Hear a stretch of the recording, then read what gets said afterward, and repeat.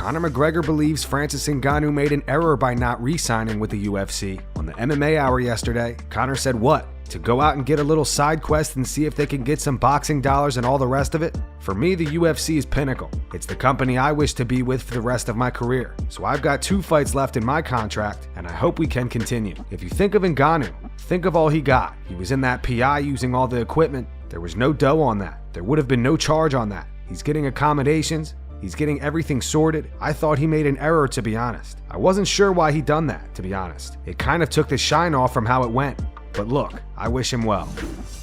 Leon Edwards responds to Kamaru Usman saying that he was winning the entire last fight up until the head kick and doesn't see how Leon is the better fighter. Leon says that Kamaru is just trying to build his confidence back up.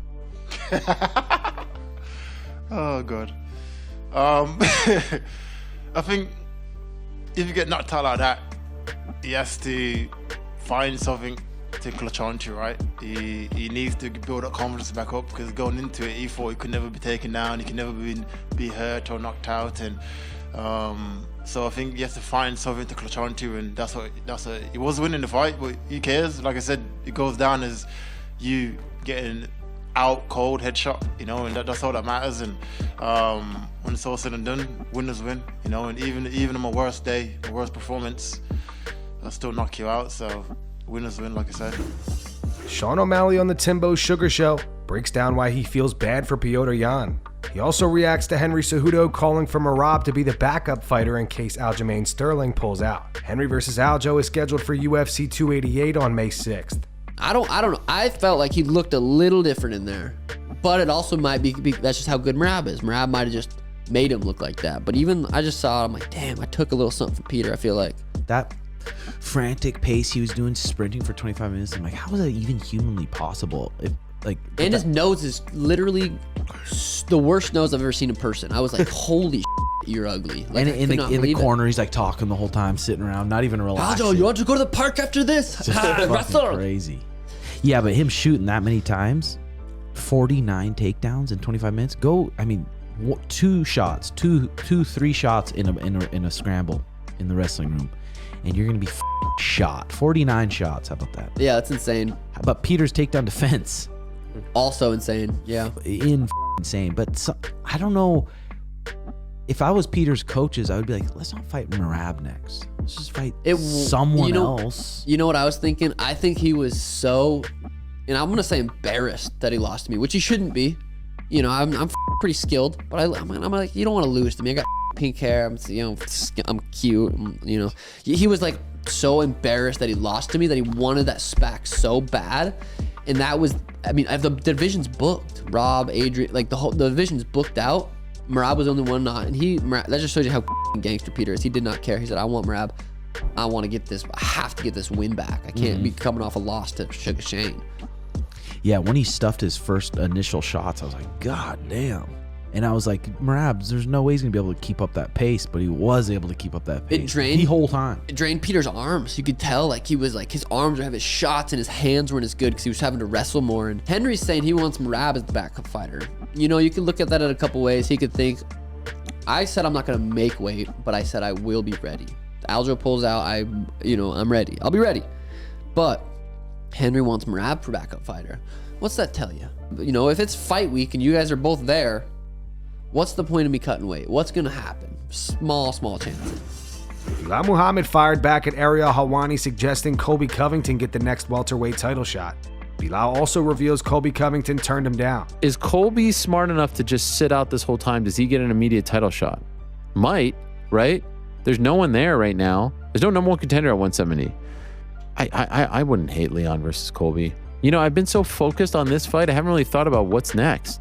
It's not really clear cut. There's no, it's Belal. It's maybe Hamza. Belal quote tweeted this clip. He wrote, LOL, when I say the hate is real. Leon was on an 8-fight streak last win, beating Nate Diaz. He was preaching for him to get the title shot. I'm on an 8-fight streak with 4 ranked wins, last one coming against a 15-0 prospect, but now it's no one's really making sense for next. A fan replied to Belal saying they keep saying Colby, who's been inactive and doesn't draw numbers. Burns fought for the title and lost again. Do you need to stage a sit-in to get everyone's attention? Need a Belal title fight ASAP midsummer.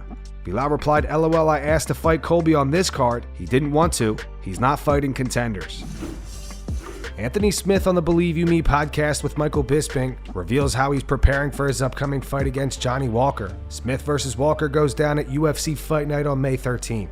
Making sure that I'm not getting too tall because he is a little bit wild and crazy. So I have a tendency sometimes to react and pull out and you know, I'll throw something, and then when someone's countering, I'm so used to being long and being the longer guy that I can get away with it. So just constantly getting yelled at, like, you know, got to stay low, bend your knees, stop. You know, I got to move my feet, not always pulling out of these combinations all the time. So mentally, that's the most frustrating one because I do it a lot. You know.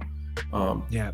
You know, and we've been working on that for a long time because it got me caught in the Glover Teixeira fight. You know, when he had me backed up against the fence, I went to pull back when he was throwing a big overhand, and the cage was there, so I couldn't pull back all the way, and I got caught. But just a little in the grind, you know, the grind, because lately he has started to slow the fight down a little bit, and I suspect he's going to want to clinch and fight in that kind of close range. And so just making sure that I'm in shape to grind like that for 25 minutes, and that, you know how it is, those, you know, the fence fighting, the clinch fighting, the dirty boxing, the up and down with the wrestling, it's just hard. It's just really hard. Yep. Jon Jones versus Stipe Miocic may be in jeopardy. As most of you know, the UFC was targeting that fight for International Fight Week in July, but Jon Jones says Stipe is dodging him now. Jon tweeted, "Yo Stipe, only you, the UFC, and I know the truth. You dodged me all of 2022, July, September, and December. Now I'm hearing rumors that we may not be fighting this July." He followed up with, "Bro, it's simple. Either you believe in yourself or you don't. Either you want this challenge or you don't. Stop wasting everyone's time." Stipe responded to Jon. He replied directly to the tweet saying, "See you in July," with a fight poster attached. The date is July 8th. And that's going to wrap it up for the news. Thanks for watching. If you enjoyed the video, be sure to subscribe to Full Mount MMA and click the bell icon to be notified when we post future ones. Here are the 3 top comments from last video. The first one's in reference to the notion that Petr Yan just doesn't look the same. It's from Bertel McGirdle. Says, out of the 4 losses, 2 were tight splits and 1 was a disqualification against top talent. Let's not act like Yan is completely washed just yet. The second one says, crazy how different history is without that knee to Aljo. And the final one's from Broke Bloke, because I feel like the MMA community is so easy to diss a fighter after a loss, but these guys are fighting at the top of the top. I feel like every fighter is capable of winning. You have multiple varying factors, and you can't predict or rely on any of them. It's an insane sport, and I think the more MMA becomes mainstream, the more respect to these fighters' game we should show. Just my 2 cents. Those were the 3 top comments from last video. If you want to be featured on the next one,